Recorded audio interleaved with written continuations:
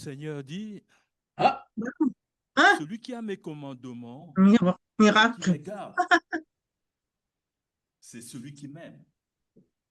Celui qui m'aime sera aimé de mon Père et moi aussi, je l'aimerai et je me ferai connaître à lui.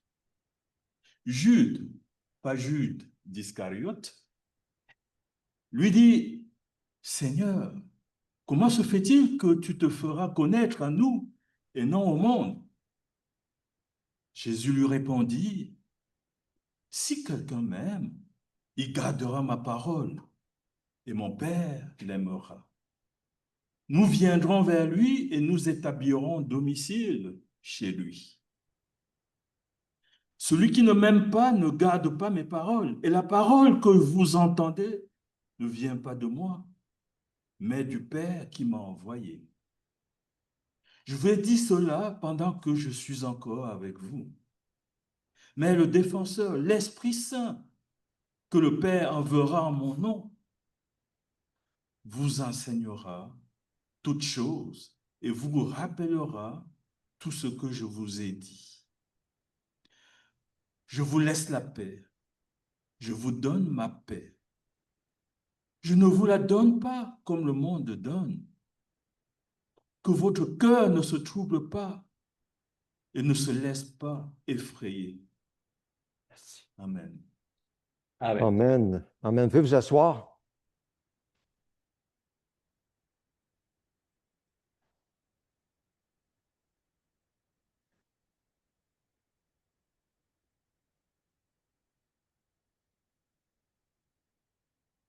Alors, nous poursuivons aujourd'hui l'enseignement de Dieu par son esprit dans Colossiens chapitre 3, la lettre de Paul aux Colossiens. Et aujourd'hui, nous parlons de la paix de Dieu, la paix de Christ, la paix que Dieu nous donne quand nous mettons notre foi en lui comme Seigneur et Sauveur. Dans nos sociétés dites modernes, nous punissons souvent ceux qui ont commis de mauvaises actions, une mauvaise conduite en les mettant à l'écart. Nous avons aussi des programmes où les fautifs doivent faire des œuvres de travaux communautaires pour payer en quelque sorte leurs dettes à la société. Mais que fait-on pour changer le caractère d'une personne? Alors, on punit la conduite, on met à l'écart pour la sécurité de la société, mais que fait-on pour changer le caractère de la personne qui a commis ces actes? Alors, on a des psychologues, on a des psychiatres, des médecins qui réussissent tant bien que mal, avec beaucoup d'efforts et beaucoup d'argent, à chercher à modifier le caractère d'un individu.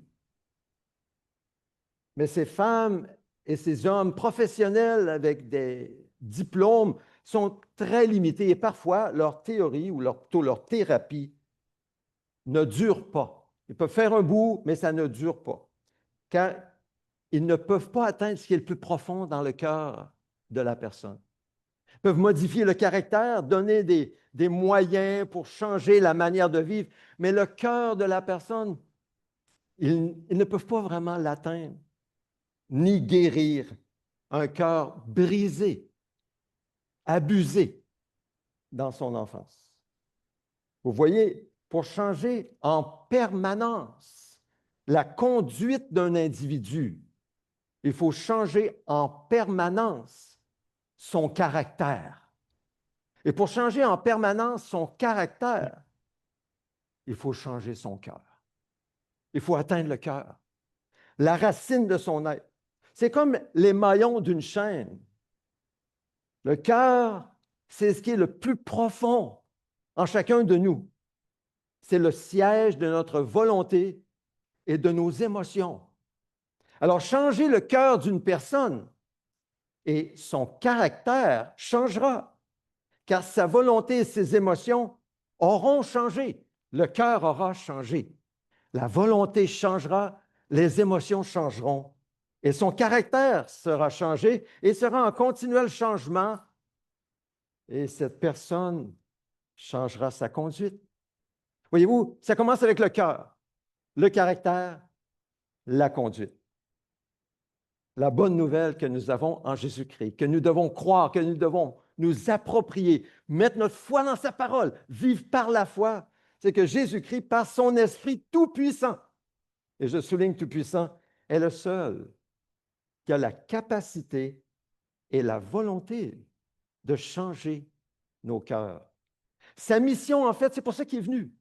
Sa mission sur la terre, il s'est fait homme, non seulement pour nous laver de tout péché, mais pour guérir des cœurs brisés. Il vient pour guérir les cœurs brisés. Et une fois que le cœur est guéri, le caractère peut être modifié, changé, et la conduite s'ensuit.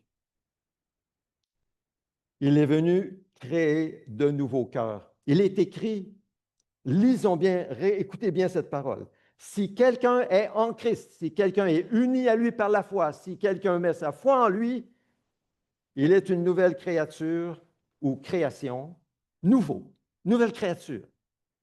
Les choses anciennes sont passées, voici toutes choses sont devenues nouvelles. Pourquoi? Parce qu'il a un nouveau cœur. Son caractère change, sa conduite change. Et Jésus a dit, demeurez en moi et je demeurerai en vous.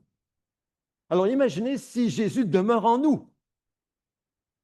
La suite, si Jésus demeure en nous, qui demeurons en lui, il y a de l'espoir pour nos caractères, pour nos mauvais caractères, nos mauvaises tendances. Il y a de l'espoir si Jésus demeure en nous.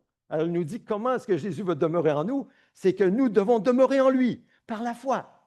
Comptez sur lui. Vous avez entendu parler du renouveau de l'Église avec Church Renewal.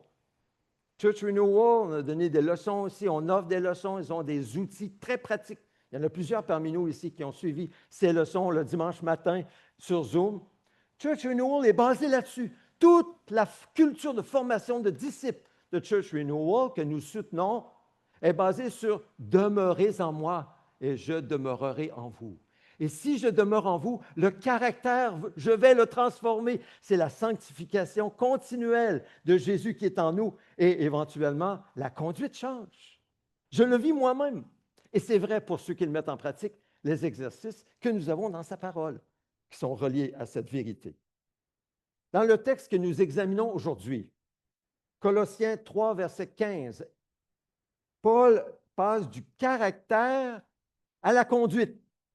Il a déjà parlé du nouveau cœur. Vous vous souvenez, ceux qui étaient avec moi ces dernières semaines?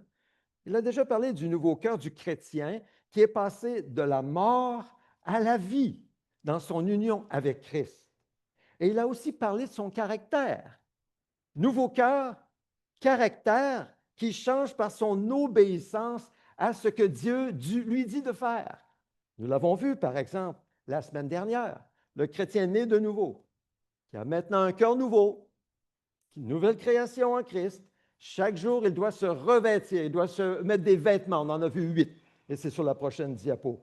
Revêtez-vous de quoi? Sentiment de compassion, de bonté, d'humilité, de douceur, de patience, de tolérance, de pardon et d'amour. Alors ça, ce sont les vêtements d'un cœur qui est le caractère qui est changé. C'est le caractère qui change. N'est-ce pas? Nous devons nous revêtir en comptant sur Dieu de ces sentiments que nous avons vus la semaine dernière. Imaginez le changement de caractère chez n'importe quel chrétien obéissant qui compte sur l'homme nouveau en lui, Christ en lui, pour y arriver et qui se revêt de ses sentiments pour vivre sa vie chrétienne chaque jour. Imaginez, que se passe-t-il alors? Un caractère qui commence à changer par sa décision, c'est une décision que nous devons prendre, par sa décision de nous revêtir de l'homme nouveau, de laisser notre vieil homme et de ses anciennes manières d'agir pour revêtir l'homme nouveau, et un caractère qui change aussi graduellement par sa décision chaque jour de se revêtir de ces 8 vêtements. Il s'ensuit que sa conduite change pour sa plus grande joie et pour son plus grand bien, parce que la bénédiction repose alors sur cette personne Jésus réussit à faire ce que le monde n'arrive pas à faire. La clé est là. Jésus réussit à faire ce que le monde n'arrive pas à faire. Jésus a dit, vous aurez des tribulations dans le monde, mais prenez courage, j'ai vaincu le monde. Il a vaincu le monde sur tous les fronts, Jésus. Alors, mettons notre foi en lui, demeurons en lui. Il demeurera en nous. C'est notre seul espoir. C'est notre seul espoir. Paul poursuit en disant que la paix de Christ à laquelle vous avez été appelés pour former un seul corps règne dans votre cœur et soyez reconnaissants. Cela peut surprendre.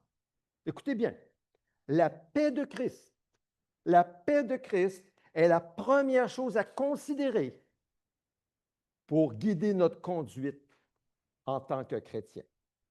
Je répète, la paix de Christ dans notre cœur est la première chose à considérer pour guider notre conduite en tant que chrétien. Ce ne sera pas notre sagesse, ce ne sera pas notre expérience, ce ne sera encore moins nos émotions et ce que nous avons le goût de faire. Hein? Ce n'est pas ça qui va nous guider. La paix de Christ. La paix de Christ, c'est la paix que Jésus donne à tous ceux, sans exception, qui mettent leur foi en lui comme Seigneur et Sauveur. Jésus a dit, je vous laisse la paix, je vous donne ma paix. La recevons-nous? La recevons-nous, sa paix? Je ne vous la donne pas comme le monde donne, que votre cœur ne se trouble pas, ne se laisse pas effrayer. Jésus dit, je te donne ma paix. Moi, je veux la paix de Jésus. Il n'y a rien comme la paix de Jésus. Et les apôtres ont reçu la paix. Ils ont pu faire tout ce que Dieu a voulu qu'ils fassent.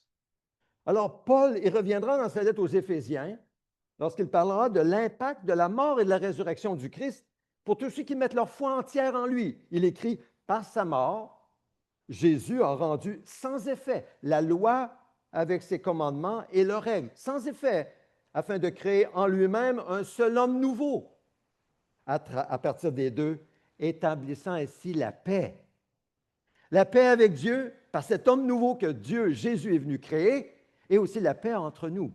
Peu importe les gens de diverses nationalités, qu'ils sont peut-être ennemis au point de vue humain, ils sont réconciliés, ils ont la paix, ils vivent ensemble dans l'unité du Saint-Esprit. Et Paul ajoutera une promesse précieuse que nous avons mentionnée lors de l'Église Maison vendredi soir, à tous ces chrétiens nés de nouveau qui refusent par la foi de s'inquiéter devant des circonstances difficiles pour plutôt prier en mettant leur foi en Dieu et en lui confiant leurs besoins, et la paix de Dieu, qui dépasse tout ce que l'on peut comprendre, gardera vos cœurs et vos pensées en Jésus-Christ. Gardera vos cœurs et vos pensées pour demeurer en Jésus-Christ, et si vous demeurez en Jésus-Christ, il demeure en vous. Et il vous donne sa paix en demeurant en vous. La paix de Dieu, c'est la base d'une conduite qui plaît à Dieu. La paix de Christ, c'est le fruit de l'Esprit de Christ qui nous habite, car c'est lui qui produit la paix. Souvenons-nous, le fruit de l'Esprit, c'est l'amour, la joie, la paix. Mais cette paix est à la base d'une conduite qui honore Dieu. C'est pourquoi nous devons toujours nous assurer que nous basons nos décisions sur la paix de Christ. C'est très important. En obéissant à sa parole, et jamais en obéissant à nos désirs, nos envies, nos passions égoïstes, nos réactions. Non, c'est la paix de Christ qui doit régner sur notre cœur. C'est pourquoi l'Esprit dit par la bouche de Paul que la paix de Christ règne dans votre cœur. Régner. Qu'est-ce qui règne? C'est ce qui prend le contrôle. C'est ce qui est là au centre. C'est ce qui est au-dessus de tout. La paix de Christ doit régner dans nos cœurs quand nous prenons quelque décision que ce soit. C'est fondamental. Alors, comment est-ce qu'un chrétien peut savoir s'il est dans la volonté de Dieu et il l'a fait en toute bonne conscience. Comment peut-il le savoir? Et une manière de le savoir, c'est d'être attentif à la paix de Christ dans son cœur. La paix que produit l'Esprit lorsqu'il est en règle avec Dieu, pardonné de tous ses péchés. Il en va de même pour une Église. Est-ce que la paix de Christ règne dans l'Église? La paix de Christ règne dans une Église lorsqu'elle règne dans le cœur des croyants qui mettent leur foi en Christ, qui demeurent en lui avec persévérance. Alors la paix de Christ règne sur une Église. Ben oui, ça va ensemble. Le fruit de cette paix est bon, doux et agréable. Mais lorsque le chrétien perd sa paix intérieure, cette paix que produit le Saint-Esprit dans son cœur, il sait que quelque chose ne va pas. Il doit s'arrêter sans tarder pour vérifier ce qui ne va pas. C'est comme aller en voiture et puis tout d'un coup, on entend un bruit qui n'était pas là.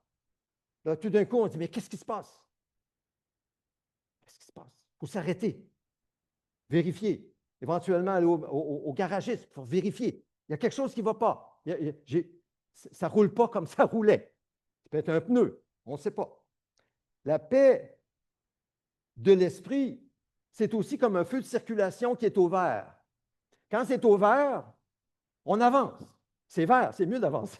Si on n'avance pas quand c'est vert, on va se faire frapper dedans en arrière. Mais quand ça passe au jaune, là, ça dépend de votre manière de conduite. Il y en a qui pèsent sur le gaz, il y en a qui ralentissent. Ça dépend. Hein, c'est un petit peu un art. Là. Mais quand c'est rouge, arrêtons-nous. La paix de Christ, c'est un peu comme cela. Quand la paix disparaît, c'est rouge. C'est mieux de s'arrêter avant d'éviter le pire. Ah oui. Lorsque le chrétien perd la paix de Christ, c'est un signe qu'il a d'une manière désobéi à Dieu. Il doit s'arrêter. Il doit prendre une pause, rencontrer son Seigneur. Qu'est-ce qui se passe, Seigneur? Là, j'ai plus la paix, là. Il y a quelque chose qui ne va pas. Et le Seigneur, d'une manière fidèle, va ramener un événement qui lui a fait perdre sa paix. Une parole qu'il a dite qui n'était pas celle que le Seigneur voulait qu'il dise, un acte ou quoi que ce soit. Le Seigneur est fidèle. Il va nous montrer d'où vient le fait que nous avons perdu la paix et comment y remédier en confessant notre péché, lui demandant pardon et sa paix revient parce que Christ a payé pour ce péché. Alors, avez-vous déjà goûté à cette paix du Seigneur? Avez-vous déjà perdu cette paix? Avez-vous retrouvé cette paix? Êtes-vous dans cette paix présentement en m'écoutant? La désobéissance à Dieu brise la communion du cœur avec Dieu et enlève la paix de Dieu. Il n'y a plus de paix, c'est sec. La désobéissance peut être un manque de consécration à Dieu qui se manifeste par l'absence de prière, en prenant les choses en main par nos propres forces et notre propre sagesse. Ça enlève la paix. Le Seigneur, il dit, « Ah, tu veux régner sur ta vie, tu veux contrôler? Ben, vas-y. » Puis il nous laisse aller. Vous savez ce qui se passe? Vous savez ce qui se passe? Ça ne va pas, ça ne dure pas longtemps. On ne peut pas vraiment. Non, non. Parce que le Seigneur nous appelle à vivre en communion avec lui. Mais oui, il a sa place dans nos vies et nous avons notre place avec lui. Prenons notre place et gardons notre place. Tout va bien aller. Même, je dirais que le fruit de cette désobéissance, lorsque nous persévérons dans la désobéissance, le fruit que cette désobéissance produit, c'est l'inquiétude, l'anxiété ou la dépression. Pourtant, Paul écrit, ne vous inquiétez de rien, mais en toute chose, faites connaître vos besoins à Dieu, par des prières et des supplications dans une attitude de reconnaissance. Et la paix de Dieu, qui dépasse tout ce que l'on peut comprendre, gardera votre cœur et vos pensées en Jésus-Christ. Philippiens 4, 6 à 7. C'est pourquoi Paul insiste auprès des Colossiens en disant que la paix de Christ règne dans votre cœur. C'est très important. Le mot traduit par le verbe règne est un terme athlétique. Il signifie présider les jeux et distribuer les prix. La paix dans notre cœur, c'est comme un juge qui préside aux Jeux olympiques et accorde les médailles. Vous savez, c'est le juge qui décide qui obtient la médaille d'or et non pas les concurrents qui courent dans le stade. Et tous suivent sans exception la décision du juge à la remise des médailles. De même, c'est la paix de Christ qui doit décider et juger dans nos cœurs. C'est sa place. Elle est un signal fiable auquel nous faisons bien de porter attention. Elle n'est pas le seul signal qui sert à nous conduire, cependant, mais elle est un signal très important. Paul a utilisé une variante de ce mot dans Colossiens 2, verset 18, que personne ne vous prive de la victoire ou de la récompense. Dans les Jeux grecs, les Jeux qui sont devenus les Jeux olympiques, il y avait des juges que nous appellerions aujourd'hui des arbitres et qui rejetaient les concurrents qui n'étaient pas qualifiés, ils étaient complètement disqualifiés, ou même qui se disqualifiaient pour avoir enfreint les règles. Ils étaient disqualifiés, ils ne pouvaient pas courir. Ils avaient brisé les règles. Donc, qu'est-ce que ça nous dit à nous? Tout ce sens d'athlétisme dans le mot règne, que l'Esprit de Dieu, l'Esprit de Christ qui règne dans nos cœurs, c'est que nous devons, par l'Esprit de Dieu, suivre les règles de Dieu qu'il nous donne par sa parole et courir de toutes nos forces dans le stade de cette courte vie qu'il nous accorde sur cette terre pour obtenir la médaille d'or que Dieu veut nous donner par grâce, avec son aide. Nous y arriverons si nous sommes sensibles à la paix de Dieu dans notre cœur. C'est comme ça que nous devons vivre la vie chrétienne. Courir de toutes nos forces, selon la mission, l'appel que Dieu nous donne, en comptant sur lui et en étant attentif à la paix de Dieu qui règne dans notre cœur. De sorte que lorsqu'on perd la paix, on arrête, parce qu'on est en train de courir en dehors de la piste. On se perd. La paix, c'est un signe très fiable de la part de Dieu. Il doit régner dans notre cœur. C'est le juge, c'est l'arbitre qui nous dit « Non, pas là, là ». Puis on doit suivre l'arbitre. La paix de Dieu, c'est cet arbitre dans notre cœur.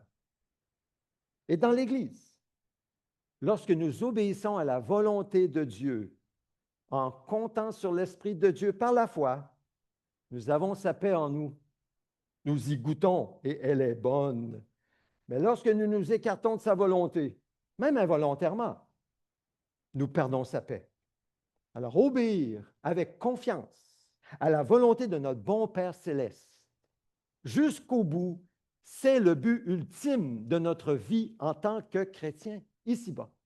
Mais malheur à celui qui désobéit volontairement à la volonté de Dieu. C'est le malheur qui l'attend. Jésus a dit, « Entrez par la porte étroite. En effet, large est la porte, spacieux le chemin menant à la perdition.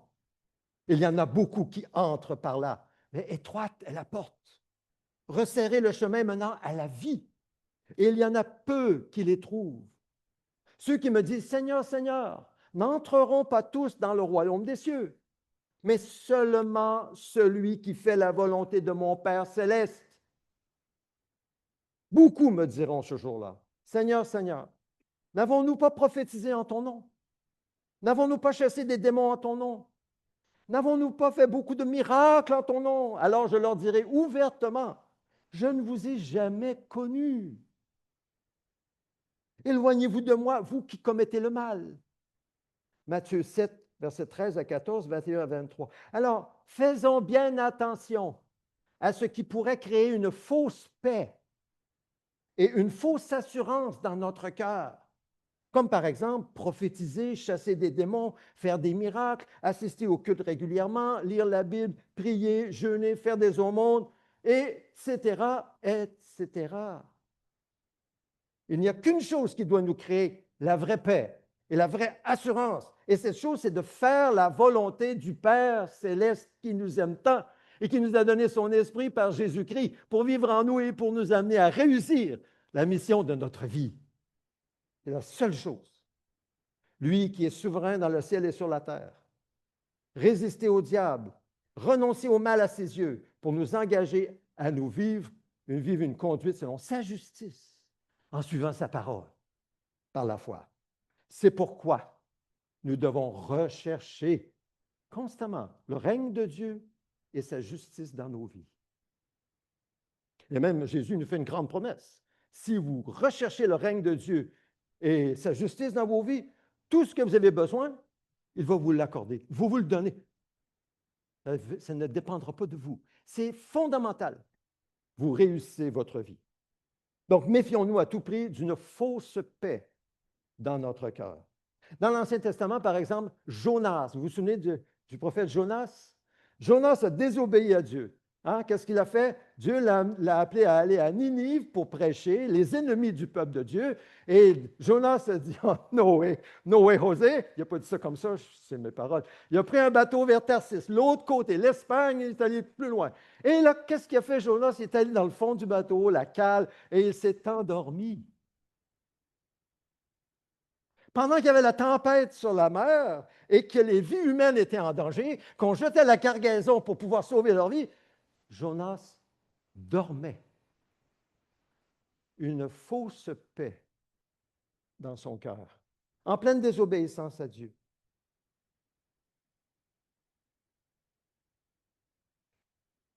C'est possible. C'est terrible.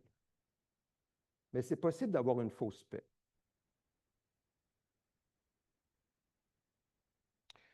Donc, la paix de Dieu,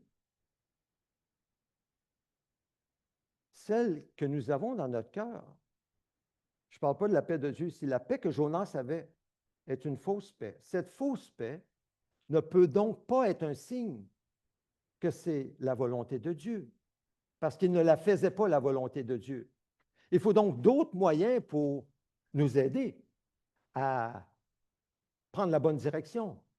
L'obéissance à Dieu, oui, c'est fondamental, mais aussi méditer sa parole pour l'écouter, prier pour nous soumettre à sa volonté, consulter les autres pour de bons conseils, tenir compte aussi du gros bon sens et de ceux qui sont en autorité au-dessus de nous. Donc, il y a plusieurs éléments, on voit ça dans Church Renewal, dans le renouveau de l'Église. D'autres éléments qui nous aident de la parole de Dieu à prendre la bonne direction et ne pas compter seulement sur un sentiment de paix, parce que ça pourrait être une fausse paix. C'est ça le point. La paix du cœur doit passer par plusieurs tests, dont les éléments que nous venons de mentionner. Mais il y a plus. Remarquons que Paul mentionne la paix de Christ dans le contexte de son corps, c'est-à-dire l'Église.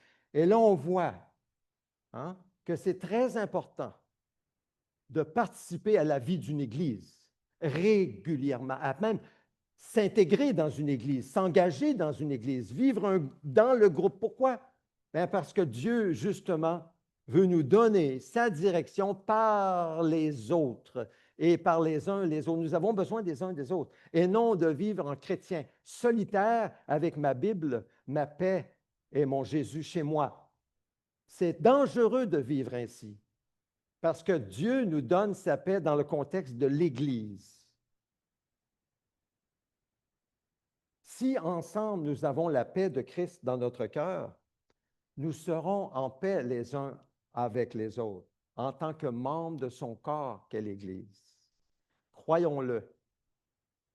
Nous sommes appelés, en tant que chrétiens, oui, par Jésus, à vivre ensemble quelque chose de très beau et de très grand. On n'a pas idée jusqu'à quel point c'est beau et c'est grand, l'Église aux yeux de Dieu. Jésus a donné sa vie pour l'Église, ensemble. Nous sommes appelés à former un seul corps, bien nourri et solidement assemblé par ses liens et ses articulations. Donc, nos relations les uns envers les autres dans l'Église sont très importantes. Elles doivent être paisibles, elles doivent être bonnes, elles doivent être édifiantes. Nous devons être capables de recevoir un avertissement sans monter dans les rideaux, sans lui dire « Mais de quoi tu te mêles? » Nous devons être capables de recevoir un compliment en disant « J'apprécie, merci », plutôt que « Oh non, non, non, non, non, oublie. » Nous devons apprendre à vivre les uns avec les autres pour que Christ continue son œuvre de développement en nous. C'est l'Église, le contexte dans lequel nous grandissons et nous marchons à la suite du Seigneur. Notre péché individuel. Si nous pensons, par exemple, à Achan, vous vous souvenez? Achan, à l'époque de la prise de Jéricho. C'est très clair pour tout le peuple. La prise de Jéricho, tous les trésors de Jéricho appartiennent à l'Éternel, doivent aller dans le trésor de l'Éternel. Mais Achan, il est arrivé dans une tente, puis ça devait être la plus belle maison de Jéricho. Il a peut-être choisi, on prend un jour, oh, elle est belle. Puis il est allé dans cette belle maison-là, puis il a trouvé de l'or, un beau manteau chinéard. Puis il a dit, waouh, c'est mon jour de chance. Il est allé cacher ça dans sa tente. Il a dit, waouh, moi, je suis pas mal wise. Je l'ai eu plus que les autres. Sauf que la désobéissance d'un seul a causé la malédiction de tout le peuple. C'est toute l'Église qui a été affectée. À l'époque, ça s'appelait le peuple de Dieu, mais aujourd'hui, ça s'appelle l'Église. C'est toute l'Église qui a été affectée par le péché de quelqu'un qui a caché son péché, un peu comme le bouchon de liège dans le verre d'eau. Lui, il a mis son doigt dans le bouchon de liège, personne ne l'a vu, mais Dieu l'a vu. Puis après, ils ont essayé d'attaquer Haï, vous connaissez l'histoire. 36 hommes sont morts. Ouah! Haï, c'est une petite ville.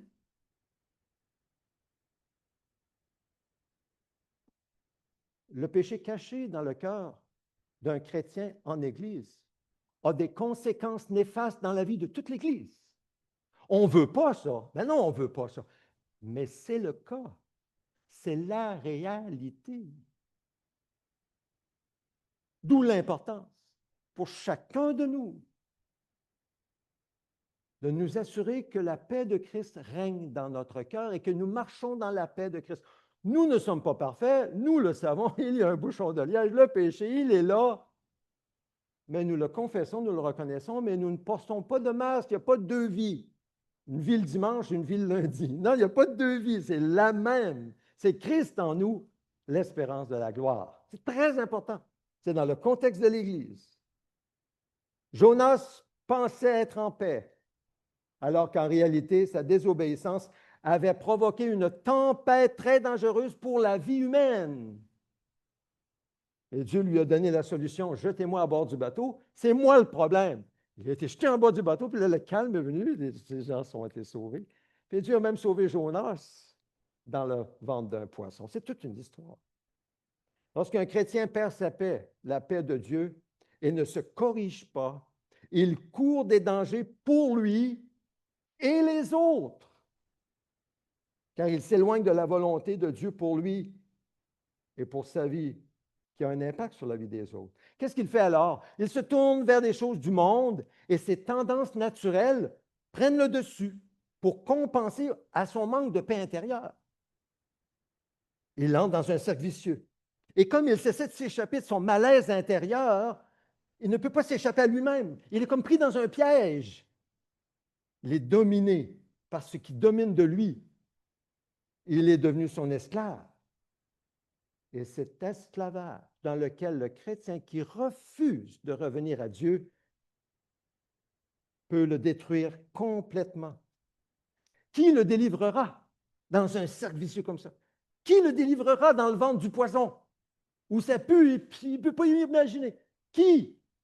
Sinon, celui qui s'appelle le Rédempteur, celui qui est notre Sauveur. N'est-ce pas? Seulement lui. Seulement lui.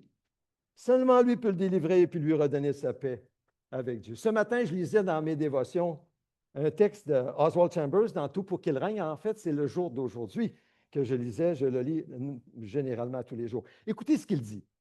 Il dit, lorsque nous sommes dans un état malsain, lorsque nous ne sommes pas en santé spirituelle, lorsqu'on n'est pas en règle avec Dieu, lorsque nous sommes dans un état malsain, que ce soit physiquement ou émotionnellement, nous recherchons toujours des sensations fortes dans la vie. Dans notre vie physique, cela nous conduit à tenter de contrefaire l'œuvre du Saint-Esprit. Dans notre vie émotionnelle, cela conduit à des obsessions et à la destruction de notre moralité. Et dans notre vie spirituelle, si nous insistons pour ne rechercher que des sensations fortes, pour monter avec des ailes comme celles des aigles, cela aboutira à la destruction de notre spiritualité. J'ai connu des gens comme ça. Des gens qui cherchaient des émotions fortes, toujours des émotions fortes, dans le domaine spirituel. Et aujourd'hui, ils ne marchent plus du tout avec Dieu. Ils ont perdu la foi. Ils ont détruit leur spiritualité. Alors, que doit faire le chrétien lorsqu'il prend conscience de sa désobéissance? Bien simplement reconnaître et confesser son péché, l'abandonner avec l'aide de Dieu et réclamer le pardon de Dieu en Jésus-Christ, qui a tout accompli à la croix pour l'expier. Et il doit s'engager avec l'aide de Dieu à faire la volonté de Dieu en comptant sur l'Esprit de Dieu pour qu'enfin il expérimente la paix de Dieu, basée sur l'expiation de Christ à la croix. La paix avec Dieu, la paix, la justice de Dieu, la paix avec Dieu mène à la paix de Dieu.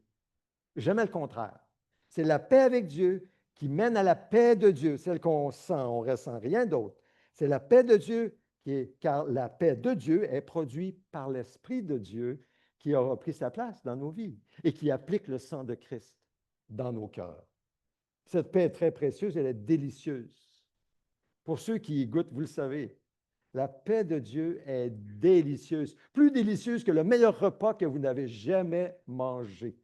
C'est délicieux, la paix de Dieu. Elle est d'une douceur, d'un confort incomparable. Elle satisfait les besoins les plus profonds du cœur. Ce n'est pas une question d'être avec quelqu'un ou non. Ce n'est pas une question d'avoir beaucoup d'argent ou peu d'argent. Ce n'est pas une question d'avoir une position louable ou non. Ce n'est pas rapport avec les choses de ce monde, pas du tout. C'est un rapport avec l'Esprit de Dieu qui règne dans le cœur. Il produit sa paix. C'est pour cela que Paul va dire tout de suite après, lorsque la paix de Dieu règne dans le cœur, soyez reconnaissants. C'est ça que c'est écrit, non? Et soyez reconnaissants. Parce que quand la paix de Dieu est dans notre cœur, c'est tout à fait normal d'être reconnaissant. Mais oui, c'est comme la main dans un gant qui nous fait bien. La reconnaissance, c'est extérieur. La paix du Seigneur est intérieure. Moi, je ne peux pas voir, je ne peux pas du tout voir qui a la paix intérieure et la paix de Dieu, la paix de Christ qui règne. Je ne peux pas le voir, vous ne pouvez pas le voir non plus. Mais la reconnaissance, vous pouvez l'entendre. Un cœur reconnaissant, on le voit, on le sent. On l'entend.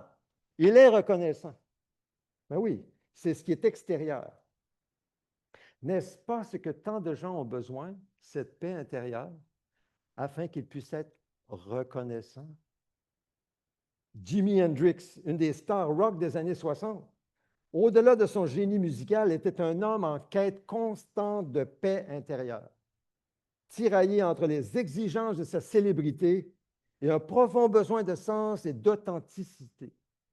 Hendrix exprimait souvent son aspiration à un monde meilleur. Il déclarait, « Quand le pouvoir de l'amour surpassera l'amour du pouvoir, le monde connaîtra la paix. » C'est ce qu'il disait.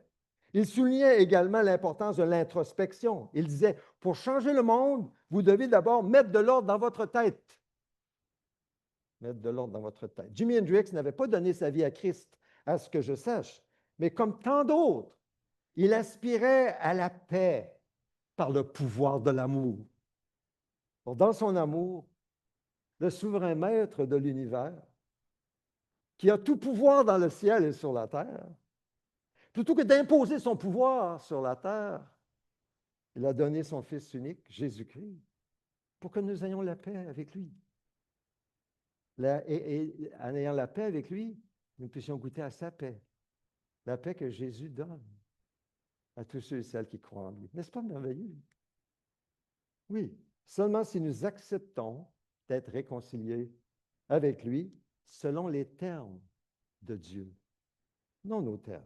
Une fois réconciliés, nous devons laisser la paix de Dieu régner dans nos cœurs et vivre sous cette paix comme un arbitre, comme un juge, être sensible à cette paix. C'est ainsi que notre service peut être utilisé par Dieu. C'est ainsi que notre louange est un doux parfum pour lui.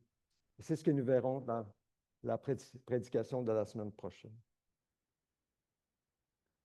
La paix de Christ, je conclus, c'est la première chose à considérer pour guider notre conduite en tant que chrétien, quelle que soit la décision, la paix de Dieu. Cette paix est produite par le Saint-Esprit dans nos cœurs. Lorsque nous nous humilions devant Dieu, confessons nos fautes, les reconnaissons et y renonçons en comptant sur sa force. La paix de Dieu agit comme un juge ou un arbitre, nous donnant le feu vert, ou jaune, ou rouge. Demeurons attentifs sur l'arbitre, la paix de Christ, en lui permettant de régner dans nos cœurs. Que le Seigneur bénisse sa parole, nous aide à l'appliquer là où il l'applique. Je sais que le Saint-Esprit parle à vos cœurs. Si vous l'écoutez, il parle à vos cœurs. Il vous montre où ça s'applique. Faites-le. Alors, prenez un moment de silence. Prenez un moment de silence maintenant pour dire au Saint-Esprit, oui, Seigneur, aide-moi à l'appliquer là où tu me le montres.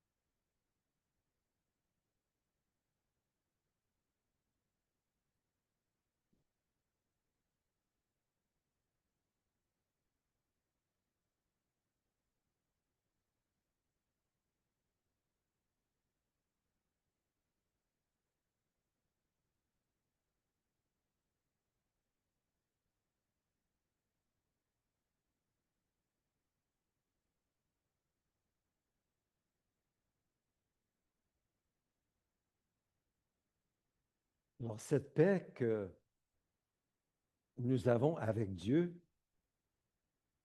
vient du sacrifice de Christ que nous soulignons maintenant, comme nous le faisons à chaque dimanche. Et c'est lui, c'est ce que Jésus nous a laissé, c'est son legs, c'est ce qu'il nous a laissé. Il n'a pas écrit de livre, il nous a laissé un repas. Puis il a dit, faites-le en souvenir de moi. Souvenez-vous de moi, ce que j'ai fait pour vous. Il nous a pas simplement lavé les pieds, il nous a lavé l'âme, lavé le cœur de nos péchés. Et parce que nous sommes lavés, son esprit peut donc trouver un cœur pur par son sacrifice à la croix. Donc, je vous invite, vous qui mettez votre foi en Jésus comme Seigneur et Sauveur, à confesser vos péchés, confessons nos fautes et recevons son pardon par la foi, en communiant avec lui et en participant à ce symbole, le pain et le jus, qui représentent le corps et le sang de Christ. Et par le Saint-Esprit, c'est le corps et le sang de Christ. Christ est présent parmi nous. Donc, prenons-le par la foi pour la gloire de Dieu. Je vous invite à venir prendre les éléments.